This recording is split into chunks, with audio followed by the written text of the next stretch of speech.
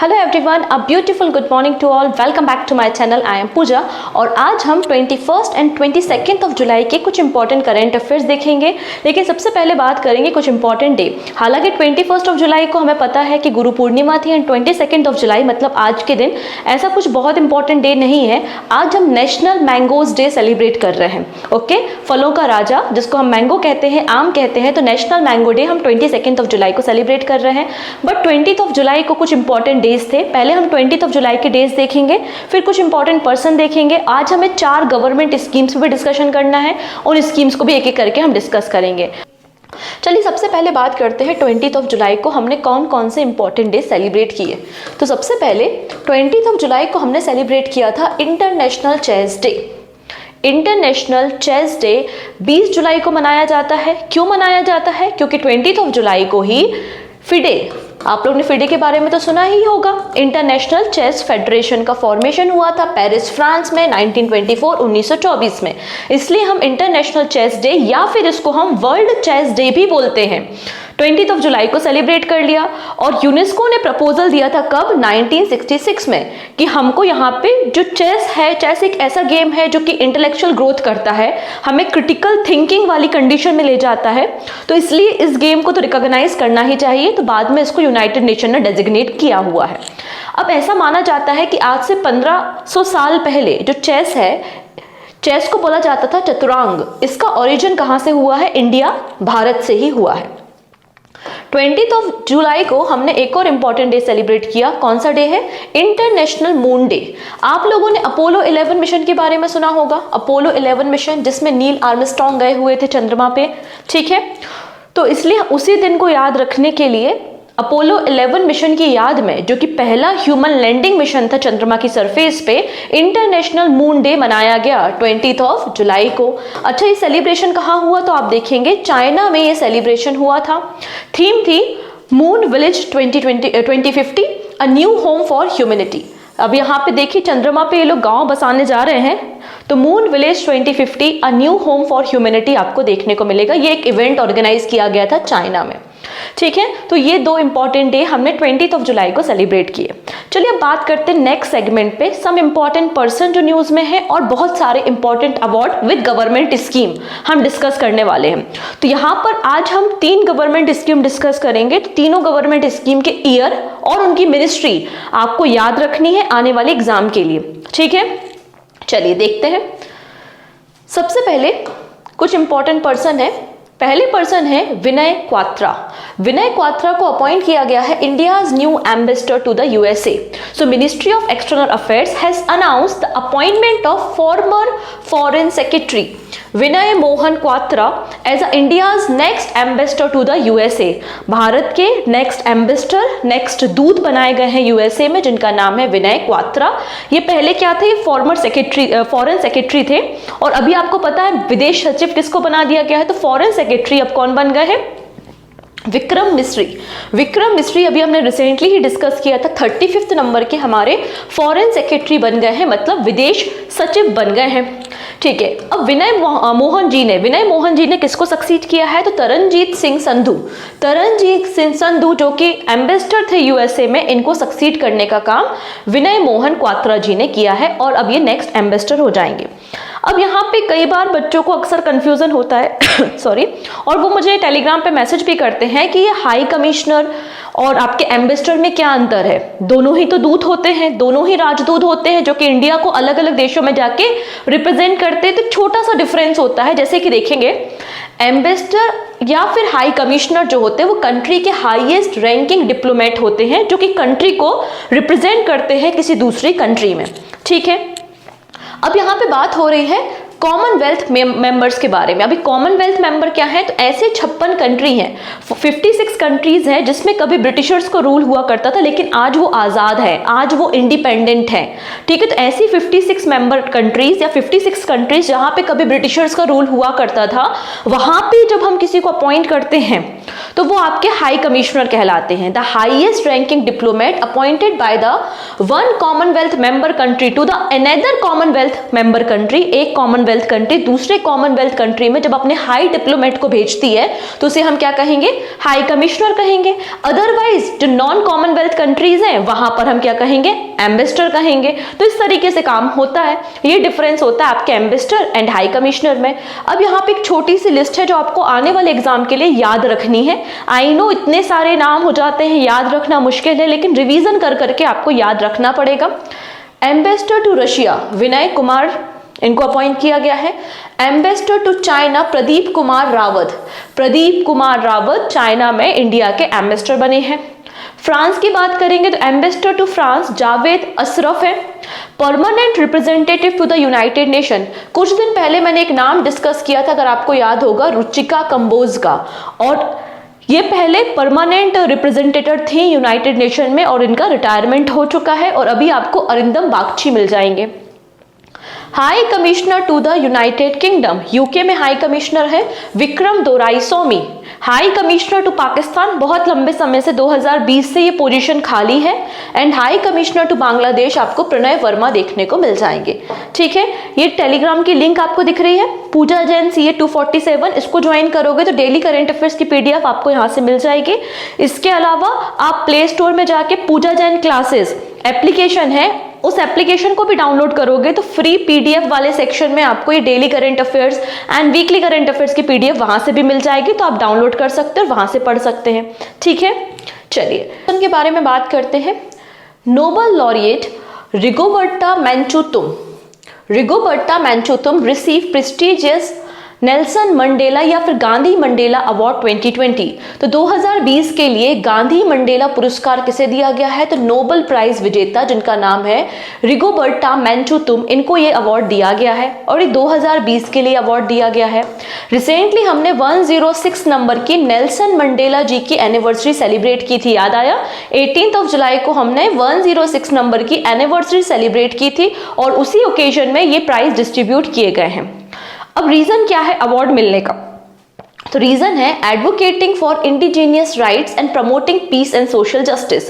तो जो tribal community है, इंडिजीनियस पीपल है, उनके राइट्स के लिए इन्होंने बातें की हैं, उनके राइट को सिक्योर करने के लिए इन्होंने बातें की हैं, सोशल जस्टिस के लिए बातें की हैं, इसलिए अवार्ड दिया गया है।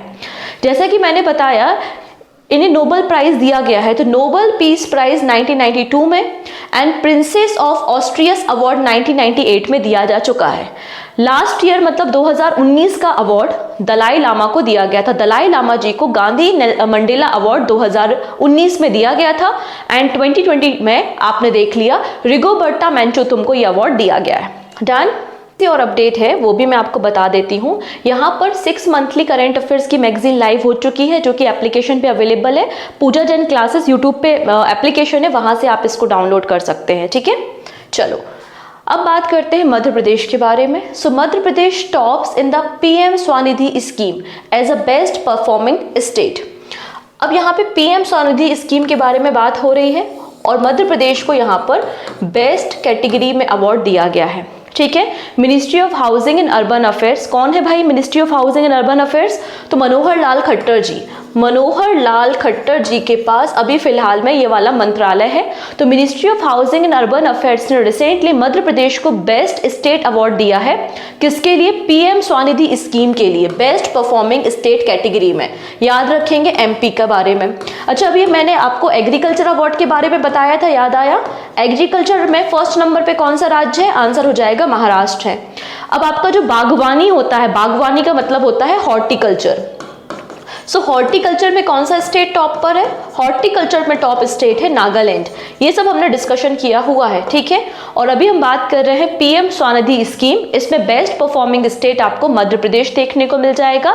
और मध्य प्रदेश में सभी मतलब यहाँ पे इन्होंने जो स्ट्रीट वेंडर्स हैं उनको कोलेट्रल फ्री लोन प्रोवाइड किया है और कोलेट्रल फ्री लोन प्रोवाइड करने के साथ साथ स्ट्रीट वेंडर्स को इनकरेज भी किया गया है। सेकेंड नंबर पे आपको बेस्ट स्टेट मिलेगा आसाम स्टेट। मध्य प्रदेश के बाद सेकेंड नंबर पे कौन है? आसाम स्टेट देखने को मिल जाएगा। ठीक है, चलिए अब बात करते हैं अर्बन लोकल बॉडी। ये तो स्टेट कैटेगरी थी कि मध्य प्रदेश टॉप पे है, सेकंड नंबर पे आसाम स्टेट है, लेकिन आपकी जो अर्बन लोकल बॉडीज हैं उन्होंने क्या कंट्रीब्यूट किया under the PM Svanidhi scheme? So best performing urban local bodies आपको देखने को मिल जाएंगी। Loan performance with a mega and million plus cities categories, सबसे पहले यहाँ पे आपको मिलेगा municipal corporation of Delhi, MCD, municipal corporation of Delhi, इनको फर्स्ट प्लेस या फर्स्ट अवार्ड मिला है। सेकेंड नंबर पे है बुरहट बैंगलोर महानगर पालिका, इसको सेकेंड प्लेस में आया है। और Ahmedabad municipal corporation third place में आया है अर्बन लोकल बॉडी कैटेगरी में। साथ ही साथ यहाँ पर नेशनल अर्बन लाइवलीहुड मिशन, जो दीनदयाल उपाध्याय योजना चलती है ना, उसके अंदर नेशनल अर्बन लाइवलीहुड मिशन चलता है। तो नेशनल अर्बन लाइवलीहुड मिशन के लिए अवार्ड किसे दिया गया है? केरला को अवार्ड दिया गया है। फर्स्ट नंबर पे केरला स्टेट आपको देखने को मिल जाएगा, ठीक है, followed by UP and Rajasthan. Second number पे यूपी एंड थर्ड नंबर पे आपको राजस्थान मिल जाएगा। तो दो स्कीम्स पर डिस्कशन कर लिया है। एक है प्रधानमंत्री आपकी स्वनिधि स्कीम, जिसमें टॉप पर मध्य प्रदेश देन आसाम है, और यहाँ पर आपको मिल रही है नेशनल अर्बन लाइवलीहुड मिशन, ठीक है, और इसमें केरला फर्स्ट प्लेस में है in the category of systematic progressive analytical real time ranking spark, followed by the Uttar Pradesh and Rajasthan.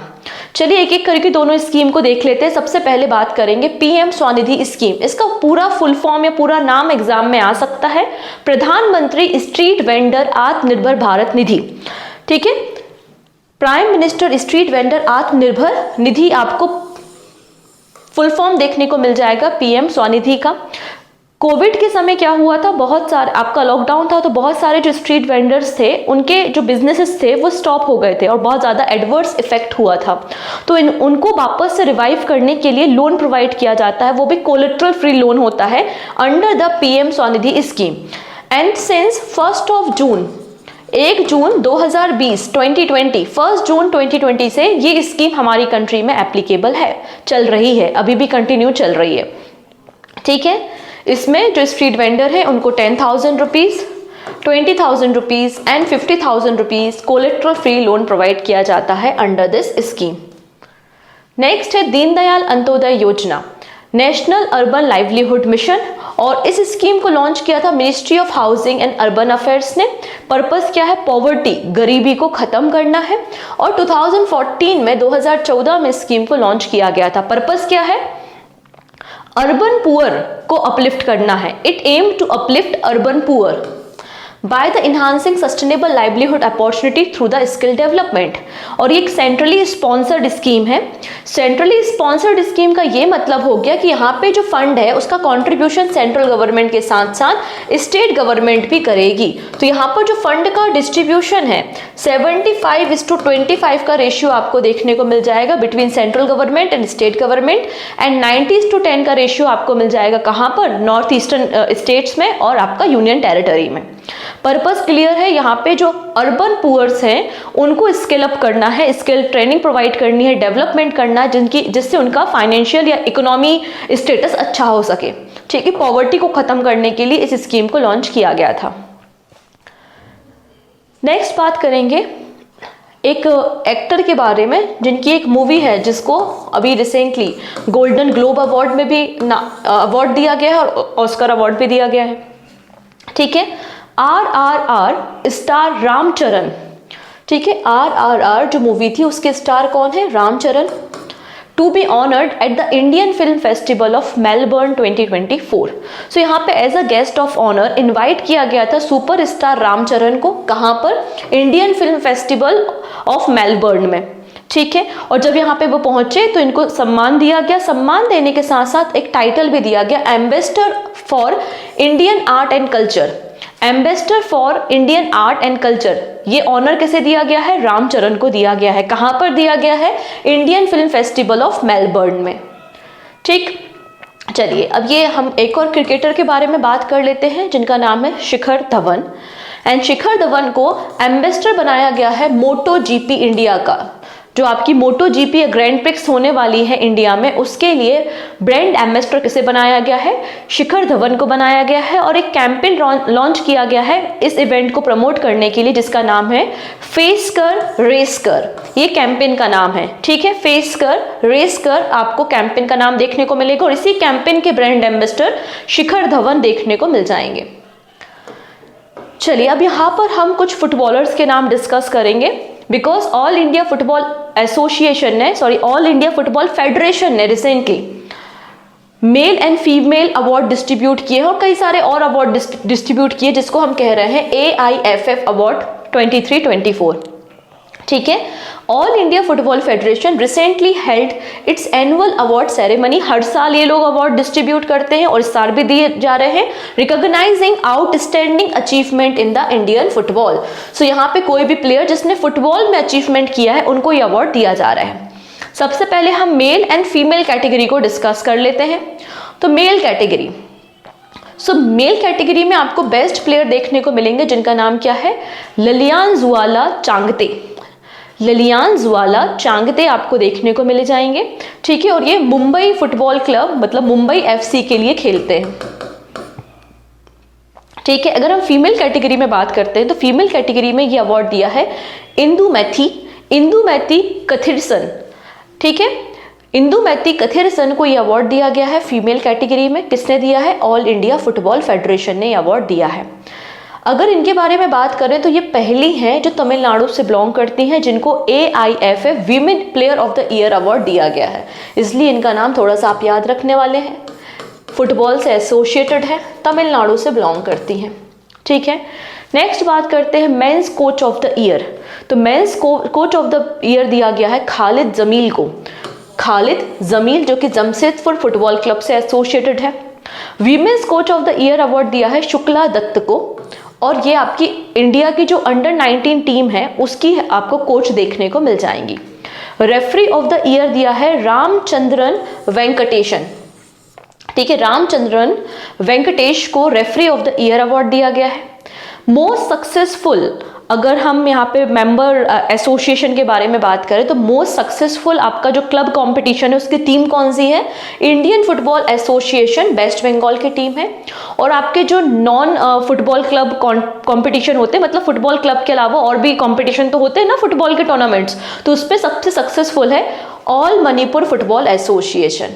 ठीक है, तो हमें यहाँ पे बेसिकली जो नाम बहुत इंपॉर्टेंट है जो नहीं भूलने, वो कौन कौन से हैं? सबसे पहली बात, all India football federation men's of the year award और women's of the year award आपको नहीं भूलना है। Men's of the year award किसे दिया गया है तो आप देख सकते हैं ललियानजुआला चांगते को दिया गया है। वहीं फीमेल कैटेगरी में ये अवार्ड इंदुमती को दिया गया है जो कि तमिलनाडु की पहली प्लेयर है जिनको ये अवार्ड दिया गया है। ठीक है, अब यहाँ पे कुछ स्पेशल अवार्ड्स भी दिए गए हैं। ठीक है, अगर कोई गवर्नमेंट है जो स्पेशली फुटबॉल को प्रमोट कर रही है तो स्पेशल रिकॉग्नाइजेशन अवार्ड्स भी दिए गए हैं, जैसे कि गवर्नमेंट ऑफ अरुणाचल प्रदेश। यहाँ पे संतोष ट्रॉफी का फाइनल राउंड हुआ था, इसलिए गवर्नमेंट ऑफ अरुणाचल प्रदेश को and Arunachal Pradesh football association को अवार्ड दिया गया है। फिर गवर्नमेंट ऑफ उड़ीसा, यहाँ पर देखिएगा, अभी आपको पता है कि फीफा को होस्ट मतलब फीफा वर्ल्ड कप का क्वालिफायर राउंड आपको देखने को मिला था उड़ीसा में। इंटर कॉन्टिनेंटल कप हो गया, कलिंगा सुपर कप हो गया, इन सबको किसने होस्ट किया था? उड़ीसा स्टेट ने किया था ना, इसलिए government of Orissa and football association of Orissa को भी अवार्ड दिया गया है। वहीं Jammu and Kashmir sports counselling ने 2 बार India under 17 men's national team championship को ऑर्गेनाइज किया था, इसलिए जम्मू एंड कश्मीर को भी अवार्ड दिया गया है। तो ये स्पेशल अवार्ड्स अलग अलग स्टेट या एसोसिएशंस को दिए गए हैं, वो भी हमने देख लिए। चलिए, अब एक और अवार्ड यहाँ पे दिया गया है भारती एयरटेल को, और ये अवार्ड किसने दिया है? CBDT ने दिया है। CBDT का मतलब central board of direct taxes होता है। ठीक है, भारती एयरटेल ने अपना एक प्रोजेक्ट लॉन्च किया था जिसका नाम है टैक्स नेट 2.0। ठीक है, तो टैक्स नेट 2.0 ये जो प्रोजेक्ट है किसका प्रोजेक्ट है? भारती एयरटेल का प्रोजेक्ट है, और इन्हीं के प्रोजेक्ट को रिसेंटली CBDT ने अवार्ड दिया है। क्यों दिया है? क्योंकि इन्होंने इनकम टैक्स डिपार्टमेंट को इनकम टैक्स डिपार्टमेंट को रिवैम्प किया, उसमें नए नेटवर्क सिस्टम को इंट्रोड्यूस किया जिससे सिक्योरिटी इन्हांस हुई और रिलायबिलिटी इंप्रूव हुई। ठीक है, providing network connectivity, facility management services and the video conferencing services to the income tax department. इसलिए इस जो प्रोजेक्ट है, ये जो टैक्स नेट प्रोजेक्ट है जो कि भारती एयरटेल का प्रोजेक्ट है, इसे CBDT ने अवार्ड दिया है। ठीक है, नेक्स्ट यहाँ पर 2 इंडियन साइंटिस्ट के बारे में बात करेंगे जिनको अवार्ड मिला है कॉस्पर अवार्ड। कॉस्पर क्या है देखते हैं। Committee on space research, committee on space research. ठीक है, तो इंडियन साइंटिस्ट है जिनका नाम है Prahlad Agarwal and Anil Bhardwaj. Space scientist हैं Prahlad Chandra Agarwal and the Anil Bhardwaj were honoured by the committee on space research at its biennial meeting in the Busan South Korea. याद कीजिए मैंने रिसेंटली आपको बताया था कि 45th नंबर की कॉस्फोर या फिर कमिटी ऑन स्पेस रिसर्च की असेंबली मीटिंग कहाँ हो रही है, बुसान साउथ कोरिया में हो रही है और वहीं पर ये अवार्ड दिया गया है। अब ये तो अलग अलग अवार्ड है। पहला अवार्ड है विक्रम साराभाई मेडल। तो विक्रम साराभाई मेडल किसको मिला है, अनिल भारद्वाज को मिला है और अनिल भारद्वाज जी करेंटली डायरेक्टर है physical research laboratory Ahmedabad Gujarat में। तो विक्रम साराभाई मेडल किसको मिला है, अनिल भारद्वाज जी को मिला है। वहीं अगर हम बात करते हैं प्रहलाद चंद्र अग्रवाल जी के बारे में तो इनको हैरी मेसी अवार्ड दिया गया है। कोई भी इंडिविजुअल पर्सन जो कि अपनी पूरी टीम को लीड करते हुए स्पेस की फील्ड में कोई आउटस्टैंडिंग वर्क करता है तो उसको ये अवार्ड दिया जाता है। किसे दिया गया है, प्रहलाद चंद्र अग्रवाल को दिया गया है। नाउ बात करते हैं व्हाट इज द कॉस्पर, मतलब कमिटी ऑन स्पेस रिसर्च। इसका फॉर्मेशन 1958 में हुआ था। ठीक है, जब स्पुतनिक सैटेलाइट को लॉन्च किया गया था, जो पहली आपकी आर्टिफिशियल सैटेलाइट थी, तो स्पुतनिक सैटेलाइट का लॉन्चिंग के बाद कॉस्पर को फॉर्म किया गया था। इसका पर्पस क्या है, इसका पर्पस है स्पेस जो साइंटिस्ट है जो स्पेस फील्ड में कंट्रीब्यूट करते हैं उनके जो अचीवमेंट है उसे रिकॉग्नाइज करना और स्पेस सेक्टर में काम करना है। पेरिस फ्रांस में इसका हेडक्वार्टर आपको मिल जाएगा और यहाँ पे देखेंगे कॉस्पर की जो असेंबली मीटिंग होती है वो एवरी 2 ईयर में आपको देखने को मिल जाएगी। ठीक है, चलिए अगले पर्सन जो न्यूज में है उनका नाम है के पॉल थॉमस। ये है के पॉल थॉमस और recently ESAF small finance bank के MD एंड CEO बनाए गए हैं। RBI reserve bank of India ने अपॉइंटमेंट दिया है, परमिशन दे दी है and ESAF small finance bank के वापस से रीअपॉइंट हो गए हैं MD एंड CEO जिनका नाम है के Paul Thomas. ESAF small finance bank का फॉर्मेशन 2017 में हुआ था एंड त्रिशूर केरला में इसका हेडक्वार्टर आपको मिल जाएगा। ओके, तो ये थे आपके कुछ इंपॉर्टेंट पर्सन जिनके बारे में हमने डिस्कशन किया। अब हम बात करते हैं कुछ नेशनल और इंटरनेशनल इवेंट्स पे।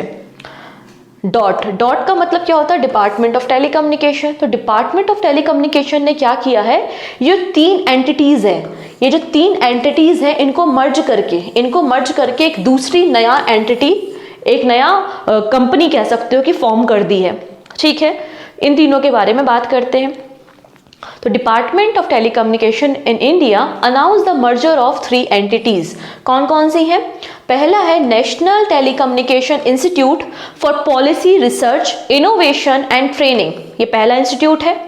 नेक्स्ट है national institute for communication finance and third है wireless monitoring training and development centre. ये जो 3 अलग अलग सेंटर है इनको मर्ज कर दिया, किसने, DOT ने, और मर्ज करके एक नई एंटिटी बना दी जिसका नाम क्या है, national communication academy, national communication academy. ठीक है, यहां पर आप देख सकते हो, इसलिए आपको ये न्यूज में देखने को मिल जाएगा। ये जो नई एकेडमी फॉर्म की गई है इसका हेड कौन होगा, जो टेलीकॉम डिपार्टमेंट का जो DOT का सेक्रेटरी है, टेलीकम्युनिकेशन का जो सेक्रेटरी है वही इस नई जो बॉडी फॉर्म हुई है उसका भी हेड होगा। प्राइमरी ऑब्जेक्टिव क्या है इस मर्जर का, the primary objective of this merger is to streamline operation and enhance the efficiency of communication training and policy research in India. तो इनका कहना है कि पॉलिसी रिसर्च करने में, ट्रेनिंग प्रोवाइड करने में, कम्युनिकेशन एफिशिएंट करने में ये मदद करेगा, इसलिए 3 अलग अलग बॉडी को मर्ज करके एक नई बॉडी बना दी गई। नेक्स्ट है NITI Aayog, national institute for transforming India. इन्होंने रिसेंटली एक रिपोर्ट पब्लिश की है और रिपोर्ट का टाइटल क्या है, electronics powering India's participation in the global value chain. तो अगर डायरेक्टली अगर आपसे क्वेश्चन पूछ लिया जाए कि electronics powering India's participation in global value chain, ये जो रिपोर्ट है किसने पब्लिश की, तो आंसर क्या हो जाएगा, NITI Aayog, national institute of transforming India ने इसको पब्लिश किया है। ठीक है, national institute for transforming India जिसको हम नीति आयोग कहते हैं। और अभी हमने डिस्कशन किया था कि 2015 में इसका फॉर्मेशन हुआ और ये रिपोर्ट किसने लॉन्च की है, तो आंसर हो जाएगा सुमन बेरी ने इस रिपोर्ट को लॉन्च किया है। सुमन बेरी, सुदेश नहीं है ये, सुमन बेरी ने इस रिपोर्ट को लॉन्च करने का काम किया है। अब इस रिपोर्ट में क्या कहा गया है, इसमें कहा है कि इंडिया वर्ल्ड का थर्ड लार्जेस्ट इकोनॉमी बन जाएगा, वर्ल्ड का largest economy, third largest economy बन जाएगा। और टेलीकम्युनिकेशन या इलेक्ट्रॉनिक्स मैन्युफैक्चरिंग में अगर इंडिया की बात करें तो इलेक्ट्रॉनिक्स मैन्युफैक्चरिंग में इंडिया $500 बिलियन हो जाएगा। कब तक? 2030 तक। नीति आयोग की रिपोर्ट में यह कहा गया है।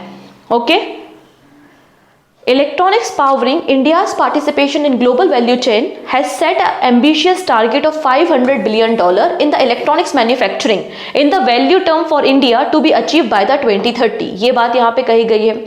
According to the International Monetary Fund (IMF), India world का 5th लार्जेस्ट इकोनॉमी है after USA, China, Japan, Germany और फ्रांस। अब यहाँ पे जो हम $500 बिलियन जनरेट करेंगे इलेक्ट्रॉनिक्स में, तो इसको भी दो कैटेगरी में डिवाइड किया हुआ है। पहला है गुड मैन्युफैक्चरिंग। तो गुड्स मैन्युफैक्चरिंग में हमारा कंट्रीब्यूशन कितना होगा? $350 बिलियन होगा। एंड रिमेनिंग जो होगा वो मैन्युफैक्चरिंग कंपोनेंट से जनरेट होगा। और 50 से लेकर 60 लाख नई रोजगार या न्यू एम्प्लॉयमेंट अपॉर्चुनिटी भी जनरेट होंगी। और हमारा जो इलेक्ट्रॉनिक्स एक्सपोर्ट है वो $240 बिलियन का हो जाएगा। ऐसा नीति आयोग का अजम्पशंस है बाय द 2030। ऐसा उनका टारगेट्स बेसिकली सेट किया गया है। नेक्स्ट, एक और स्कीम न्यूज में है जिसका नाम है मिस का मतलब है मॉडिफाइड इंटरेस्ट सबवेंशन स्कीम। तो रिसेंटली गवर्नमेंट ऑफ इंडिया ने इस स्कीम में जो लोन प्रोवाइड किया जाता था वो लोन की लिमिट, अपर लिमिट को बढ़ा दिया गया है, इसलिए न्यूज में आपको देखने को मिलेगी। ठीक है, union government plans to increase the upper limit of the short term crop loans. तो ये मिस स्कीम किससे एसोसिएटेड है? शॉर्ट टर्म क्रॉप लोन से एसोसिएटेड है। किसान लोग जो कम समय के लिए क्रॉप्स के लिए लोन लेते हैं, वही स्कीम आपको देखने को मिलेगी जिसका नाम है मॉडिफाइड इंटरेस्ट सबवेंशन स्कीम। और इसकी जो अपर लिमिट है वो 3 लाख रुपए से बढ़ाकर 5 लाख रुपए करने की बात की जा रही है। ठीक है, पर्पस है इसका the interest subvention scheme for farmers aims at providing short term credit to the farmer at the subsidiary interest rate. ये पहले 3 लाख था, इसको बढ़ाकर अब 5 लाख करने की बात की जा रही है। इस स्कीम को 2006-07 में लॉन्च किया गया था। और अभी यहाँ पे जो इंटरेस्ट सबवेंशन के बारे में बात हो रही है या जो नए क्रेडिट सपोर्ट के बारे में बात हो रही है, ये अप्लाई होगा 2022-23 से 2024-25 के लिए। अब इस स्कीम के बारे में अगर हम बात करते हैं तो हमारे जो पब्लिक सेक्टर बैंक है, private sector bank, small finance bank, cooperative banks, RRBs, NABARD, ये सभी लोग जो हैं वो इंटरेस्ट सबवेंशन या इंटरेस्ट में छूट, ठीक है ना, इंटरेस्ट में छूट प्रोवाइड करते हैं फार्मर्स को अगर वो शॉर्ट टर्म के लिए क्रॉप लोन लेते हैं। 3 लाख से मतलब लिमिट को बढ़ाकर अब 5 लाख रुपए तक के लोन को लिया जा सकता है। The scheme is being implemented by the NABARD and RBI. तो नाबार्ड और आरबीआई इस स्कीम को इम्प्लीमेंट करते हैं। एलिजिबल कौन है? कोई भी फार्मर, चाहे वो टेनेंट फार्मर हो या उसका खुद का लैंड हो, सेल्फ हेल्प ग्रुप है या फार्मिंग से एसोसिएटेड जो अलाइड सेक्टर है, वो भी इसके लिए एलिजिबल होते हैं और शॉर्ट टर्म लोन यहाँ पे ले सकते हैं। ये स्कीम काम कैसे करती है? तो काम ऐसे करती है कि जो फार्मर इंगेज है एग्रीकल्चर में और अलाइड सेक्टर में या दूसरी एक्टिविटीज में, तो वो किसान क्रेडिट कार्ड की मदद से अप टू 3 लाख रुपीस तक का लोन ले सकते थे, जिसको बढ़ाने की बात की जा रही है 5 लाख रुपए। और इसमें इंटरेस्ट कितना होता है? 9%। फिर अभी जो इंटरेस्ट है 9% का, उसमें क्या दी जाती है? छूट दी जाती है। तो सेंट्रल यहाँ पे 2% इंटरेस्ट सबवेंशन प्रोवाइड करता है, मतलब 9 - 2 कर दीजिए तो 7% इंटरेस्ट यहाँ पे बचता है। इसके अलावा भी ये जो 7% है ना, इसको फर्दर आप रिड्यूस करते हैं। अगर आप टाइमली रीपेमेंट कर रहे हैं, आपका कोई डिफॉल्ट या एनपीए नहीं हो रहा है, आप टाइमली रीपेमेंट कर रहे हैं, तो एडिशनल 3% कंसेशन प्रोवाइड किया जाता है। ठीक है, मतलब आपको केवल 4% ही इंटरेस्ट पे करना पड़ेगा पर ईयर। इस तरीके से स्कीम रन की जाती है।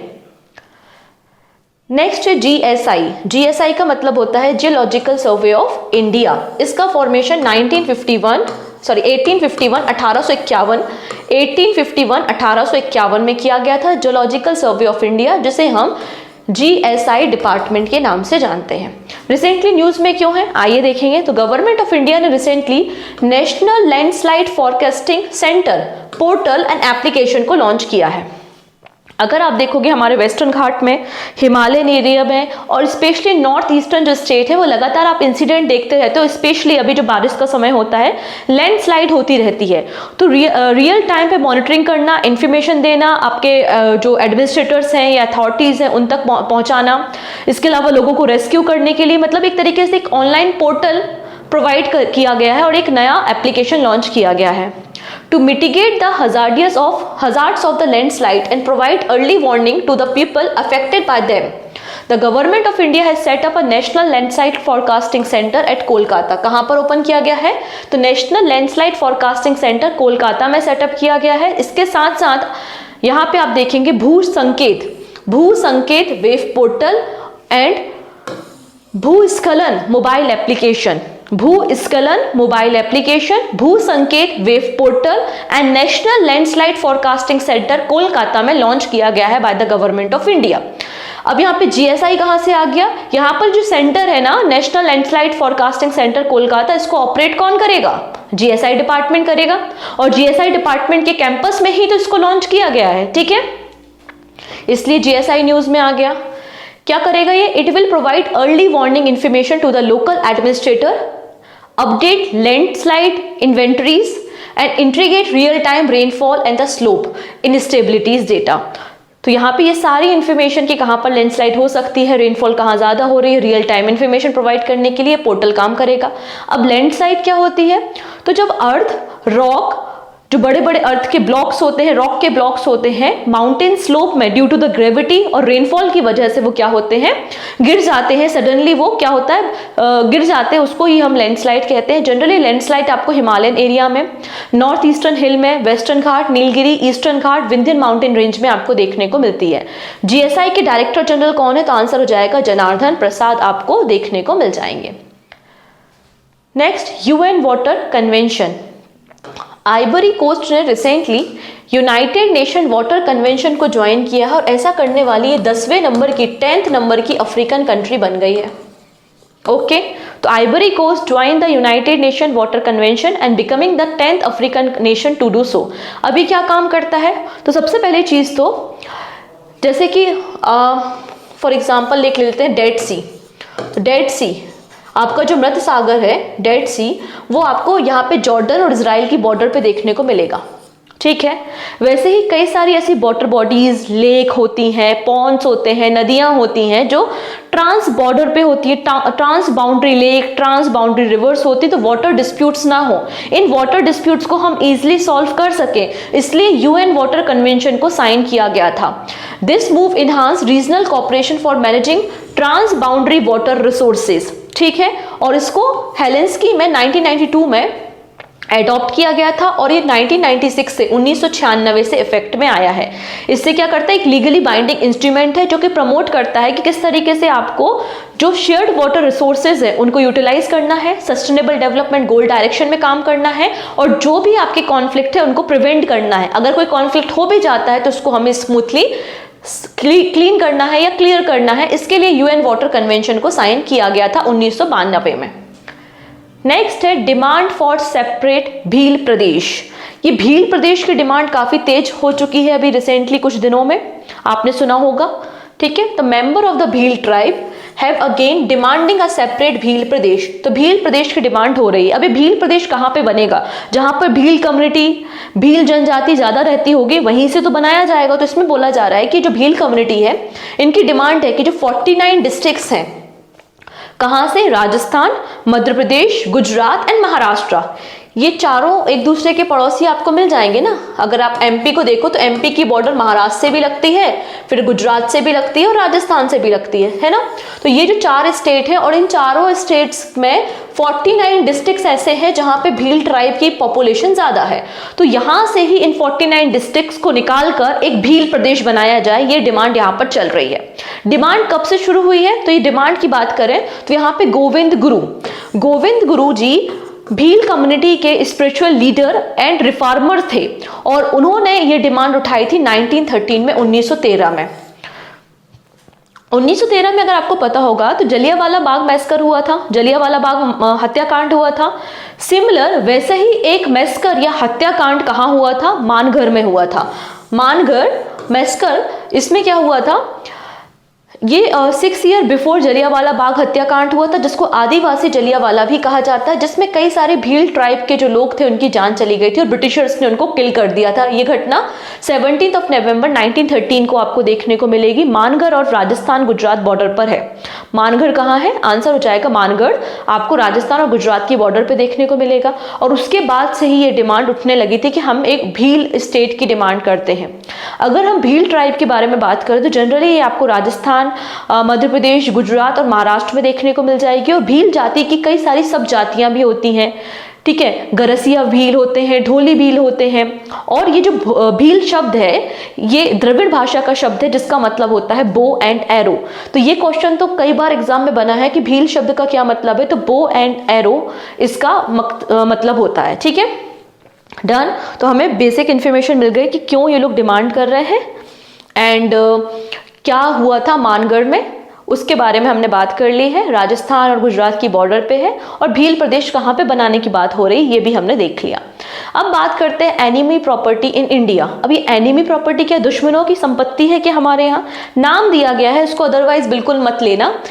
जब हमारा देश आज़ाद हुआ था तो आज़ादी के समय क्या हुआ था, बहुत सारे लोगों का माइग्रेशन हुआ था। पाकिस्तान से लोग इंडिया में आए थे, इंडिया से लोग पाकिस्तान गए थे। और 1962 का जो वॉर हुआ था चाइना के साथ तब भी माइग्रेशन हुआ था। 1965 का जो वॉर हुआ था तब भी माइग्रेशन हुआ था। तो उस माइग्रेशन में क्या हुआ, बहुत सारे लोग जो भारत में रहते थे वो चाइना या पाकिस्तान चले गए, ठीक है। और वो अपनी संपत्ति तो यहाँ पे छोड़ के जाएंगे ना, उनके जो भी असेट्स होंगे, खेत खलियान होंगे, घर होंगे, वो तो यहीं रह जाएंगे, अपने साथ तो वो नहीं ले जा सकते। तो उन्हीं प्रॉपर्टी को एनिमी प्रॉपर्टी कहा जा रहा है। और गवर्नमेंट ऑफ इंडिया उसके लिए ऑक्शन स्टार्ट कर रही है जहां पे वो एनिमी प्रॉपर्टी को बेचेगी, ठीक है। So enemy property are those immovable and movable assets which were left behind by the people who took citizenship of the Pakistan and China after leaving India during the partition and post the 1962 and 1965 war। तो ऐसी संपत्तियों के बारे में बात कर रहे हैं जिसमें आपकी बिल्डिंग, रियल एस्टेट प्रॉपर्टी आती है, बैंक अकाउंट आते हैं, गोल्ड आता है और अदर असेट्स भी आते हैं। ये सारी प्रॉपर्टी को एनिमी प्रॉपर्टी कहा जा रहा है और इसका auction government of India start कर रही है। The enemy properties are vested with a custodian of enemy property for India, CEPI। इसके पास अथॉरिटी होती है जो एनिमी प्रॉपर्टी को होल्ड करती है, ठीक है। Under the enemy property act 1968 according to the CEPI मतलब custodian of enemy property for India, इनके अकॉर्डिंगली हमारे देश में टोटल 13,252 एनिमी प्रॉपर्टीज हैं जिनकी टोटल वैल्यूएशन 1 लाख करोड़ रुपए है। और सबसे ज्यादा ऐसी प्रॉपर्टी आपको उत्तर प्रदेश में मिलेंगी, सेकेंड नंबर पे आपको मिलेगा कहाँ पे, वेस्ट बंगाल में, ठीक है। ये बात यहाँ पे कही जा रही है, ओके है जी। चलिए अब इसरो ने क्या किया है, इसरो ने एक मैपिंग रिलीज की है। किसकी मैपिंग? राम सेतु की mapping, okay. ISRO scientist create the first under sea map of the Ram Setu. तो इसरो और नासा दोनों का ये कंबाइंड इनिशिएटिव था। तो scientist from the Indian space research organisation ISRO and the national aeronautics and space administration means NASA have collaborated to create the first under water map of the submerge Ram Setu, जिसको Adam bridge भी कहा जाता है। और यहाँ पे जिस satellite का मदद लिया गया है इस मैपिंग को करने के लिए, उस सैटेलाइट का नाम है ISAT-2, short for ice cloud and land elevation satellite. तो ISAT-2 की मदद से इसरो और नासा ने ये जो सबमर्ज या अंडर वाटर सी है या एडम ब्रिज है, राम सेतु है, इसकी मैपिंग प्रॉपरली की गई। और recently national remote sensing centre Hyderabad ने और जोधपुर की जो ब्रांच है उन दोनों ने मिलकर यहाँ पे इसकी मैपिंग को अनवील किया है या रिवील करने का काम किया है। अगर हम राम सेतु ब्रिज के बारे में बात करें, इसे हम एडम ब्रिज भी कहते हैं और ये 42 किलोमीटर की चेन है लाइमस्टोन की, ठीक है। और ये ब्रिज कनेक्ट करता है रामेश्वरम आइलैंड इंडिया को मन्नार आइलैंड जो कि आपके north western coast of Sri Lanka में, इनको आपस में कनेक्ट करने का काम राम सेतु करता है। नेक्स्ट है ADB, Asian development bank sanction $240 million loan for rooftop solar panel in India. याद कीजिए हमने एक स्कीम डिस्कस की थी कुछ समय पहले, अगर आपको याद होगा, PM सूर्य घर मुफ्त बिजली योजना। इस स्कीम को प्राइम मिनिस्टर ने 13 Feb 2024 को लॉन्च किया था। इसमें पर्पस क्या था, 1 करोड़ हाउस होल्ड में हमें रूफटॉप सोलर पैनल इंस्टॉल करना है and free of cost 300 unit of electricity generate करनी है, ठीक है, जिसके लिए बजट 75,000 करोड़ रुपीस का था। अब यहाँ पे जो रेसिडेंशियल कॉलोनीज हैं या रेसिडेंशियल हाउसेज हैं जो रूफटॉप सोलर पैनल को इंस्टॉल करना चाहते हैं और बैंक से लोन लेना चाहते हैं, तो यहाँ पे वही फंड यहाँ पे एशियन डेवलपमेंट बैंक दे रहा है सपोर्ट करने के लिए। और ये जो फंड एशियन डेवलपमेंट बैंक देगा ना, $240 मिलियन का लोन, ये डिस्ट्रीब्यूट हो जाएगा बिटवीन SBI और NABARD।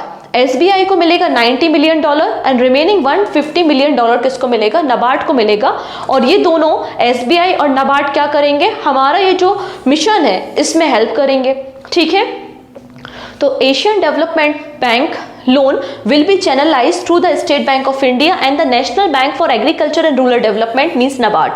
और SBI and NABARD will use the Asian Development Bank loan amount to provide loans to the developer of the rooftop solar system and to the people who want to install solar rooftop system, ठीक है, ये बात है। Asian development bank का headquarter कहाँ पर है? Manila, Philippines में मिल जाएगा। एंड प्रेसिडेंट कौन हो जाएंगे? तो मासासागु आसाकावा मिल जाएंगे, जो कि सिटीजन है जापान के। डन। तो आज हमने देखा कितनी सारी गवर्नमेंट स्कीम्स पढ़ ली हैं। कौन कौन सी पढ़ी? सबसे पहले PM स्वनिधि देखी, फिर हमने नेशनल अर्बन लाइवलीहुड मिशन को देखा, फिर हमने मिस MISS स्कीम को देखा, और अब हमने यहाँ पे प्रधानमंत्री सूर्य घर मुफ्त बिजली योजना को भी देख लिया। तो 4 स्कीम है, चारों की डेट, मिनिस्ट्री थोड़ा थोड़ा सा याद रखना आने वाले एग्जाम के लिए। Which of the following product is describe as a world lightest remote control weapon system? तो वर्ल्ड का lightest remote control weapon system कौन सा है? तो बारबरिक है। क्या है? बारबरिक है। अब मैं क्या बात कर रही हूँ यहाँ पर देखिएगा, हुआ क्या है।